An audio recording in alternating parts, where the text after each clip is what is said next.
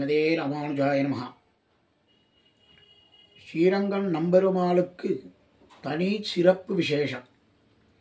நம்பெருமாள் உற்சவம் என்றால் திரு அத்தியன உற்சவம் மிகவும் அற்புதமாக இருக்கும். கண்டிப்பாக எல்லோரும் சேவிக்க வேண்டிய உற்சவம். அதுவும் பகல்பத்தில் அரையர் சேவை மிக ஆச்சரியமாக இருக்கும். அதேபோல் பங்குனி உத்தரத்தில் நம்பெருமானும் ஸ்ரீரங்கநாயகி தாயாரும் சேத்தியில் சேவை சாதிக்கும் காட்சி என்ன அற்புதமாக இருக்கும். சேத்தியில் ஏழிருக்கும் போது அத்தியாபக கோஷ்டியினர் கத்தித்திரியம் சேவிக்கும் அழகு மிக அருமையாக இருக்கும்.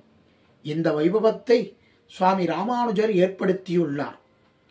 திருமங்கையாழ்வார் நம்பெருமாளை பற்றி எவ்வளவோ பாசுரங்களை பாடியிருக்கிறார்.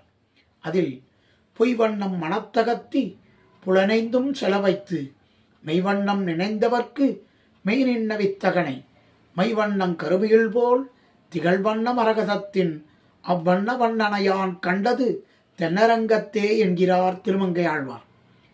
நிலையற்ற உலகப் பொருட்களைப் பற்றிய பற்றை மனத்திலிருந்து நீக்கி 5 இந்திரியங்களையும் அப்பொருள்களை தூய்ப்பதில் இருந்து அகற்றி தன்னை உண்மையாக நினைத்து வழிபடுகின்றனவர்களுக்கு தன் இயல்பை உண்மையாக காட்டி அருள் கொண்ட வியக்கத் தகுந்த பெருமானும் மை போன்றும் கருமுகில் போன்றும் மரகதம் போன்றும் நிறமுடைய எம்பெருமானை யான் கண்டது தென்னரங்கத்தில் தான் என்கிறார் திருமங்கையாழ்வார்.